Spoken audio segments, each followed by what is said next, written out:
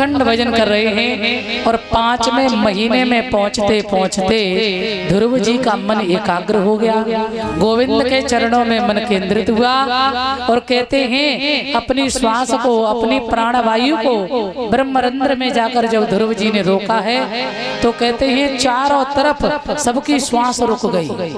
पंचमे मासे नुप्राते चित श्वासो नृपात्मज, श्वास को रोका, सबकी श्वास रुक गई, सब व्याकुल हो गई, हलचली मच गई।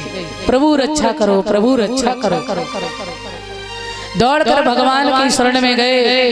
नैवं विदामो भगवन प्राण रोधम चराचरस्याखिल सात्वं धामना विदेहि तन्नो वृजनाद मोक्षम प्राप्ता भयम त्वाम शरणम शरण्यम। हे प्रभु मेरी रक्षा करो। भगवान कहने लगे चिंता ना करो, मैया सुनीति का बालक जो है वो तपस्या कर रहा है, उसने अपने मन को हमारे चरणों में लगाया है, अभी हम जाकर दर्शन देंगे, आप सबकी भी प्राण चलने लगेंगे। भगवान जाते हैं ध्रुव जी के सामने। अच्छा, जो झांकी ध्रुव जी के मन में बसी है वही झांकी सामने खड़ी है। जैसे ध्रुव ने देखा तो आंखें खोल दी। बोल गोविंद भगवान की। जैसे आंख को खोला सामने भगवान खड़े। ध्रुव जी भगवान को देखते जा रहे हैं, कहा कुछ नहीं, भगवान भी देख रहे। सुखदेव जी बोले राजन परीक्षित सावधान। 5 मिनट 10 मिनट 20 मिनट हो गए, कुछ भी नहीं बोले ध्रुव जी। तो भगवान मुस्कुराए, भगवान को देख के ध्रुव जी मुस्कुरा गए। इन दोनों को देख करके सुखदेव जी मुस्कुराए, इन तीनों को देख करके परीक्षित हंस रहे, इन चारों को देख करके यानी सब देवता भी हंस रहे और इन सबको देख करके पूरा ऋषि मंडल हंस रहा है। भगवान इसलिए हंस रहे कि ये ऐसा भोला भंडारी भक्त है, ना राम ज्वार ना प्रणाम, कोई मतलब ही नहीं। और ध्रुव जी इसलिए हंस रहे हैं कि मुझे कुछ आता जाता ही नहीं, मैं क्या करूं, किससे स्तुति करूं। हाँ, उसी समय और देवता इसलिए हंस रहे हैं, अरे ध्रुव जी तुम भी धन्य हो, ऐसा सौभाग्य यदि मुझे कहीं मिल जाता ना तो मैं वरदानों की लिस्ट पे लिस्ट लगा देता। हाँ, और तुम्हें मौका मिला, तुम कुछ नहीं मांग रहे। ध्रुव जी सुखदेव जी सोच रहे, देवताओं तुम धन्य हो, क्या मांगना, जब भगवान मिल गए फिर क्या मांगना। पायो जी मैंने राम रतन धन पायो। और परीक्षित जी इसलिए हंस रहे हैं, धन्य हो सुखदेव स्वामी, आपने बड़ी कृपा की जो कथा के माध्यम से मुझे प्रभु की झांकियों का दर्शन कराया है।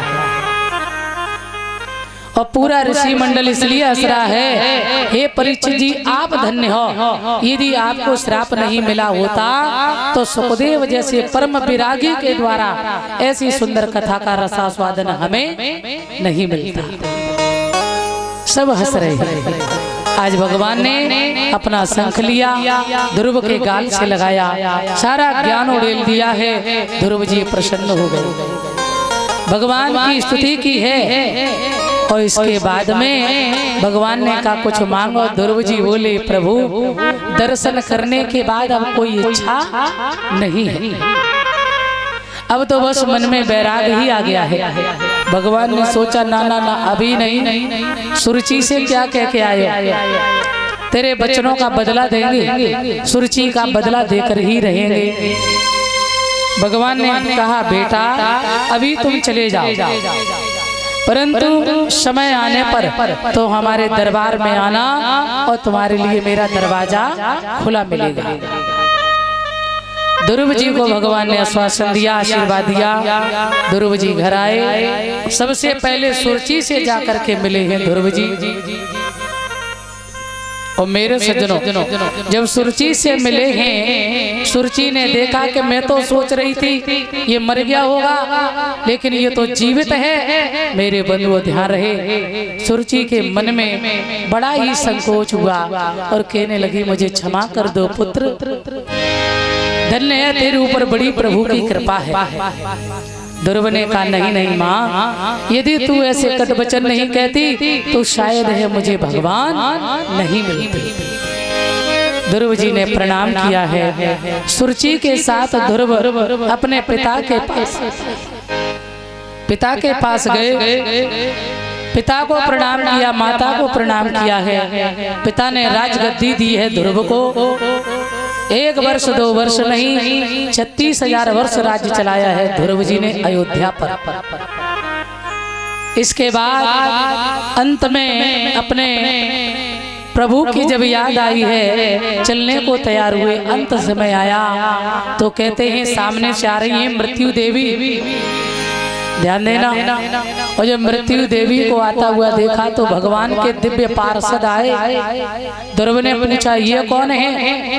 अच्छा एक बात और बता दे, भगवान प्राप्त करना सरल है, लेकिन भगवान को संभाल के रख पाना बहुत कठिन है।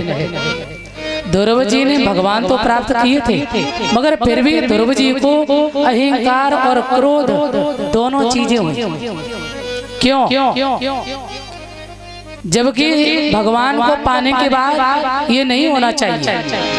ध्रुव ने देखा जब उत्तम मारा गया यक्षों के युद्ध में, तो उसी समय ध्रुव जी को क्रोध आया। और जब भगवान के धाम जाने लगे तो कहते हैं मेरे सज्जनों, ध्रुव जी को अभिमान भी हुआ। मनु महाराज ने आकर के ध्रुव जी को ज्ञान दिया है और समझाया है, पुत्र ये संतों का मार्ग नहीं है, संतों को सदा समान रहना चाहिए, सदा प्रसन्न रहना चाहिए। और कभी उदंड भाई के चक्कर में ऐसे निरपराध अच्छों को मारना तुम्हारे लिए ठीक नहीं है।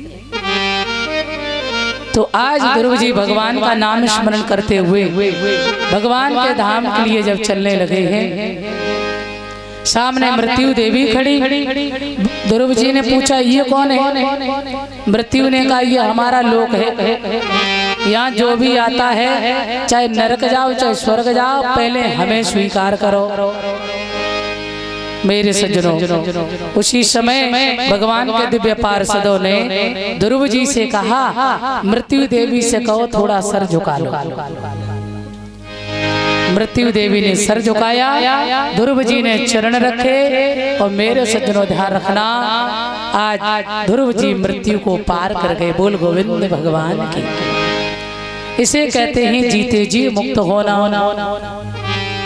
मृत्यु यानी मुक्ति कभी मरने के बाद नहीं होती है, मुक्ति सदा जीते जी होती है। और मुक्ति का मतलब क्या है? अपने आप को जीत लेना, अपने आप को भगवान के चरणों में लगा देना ही सबसे बड़ी मुक्ति है। आ जाइए बोलेंगे भाव से।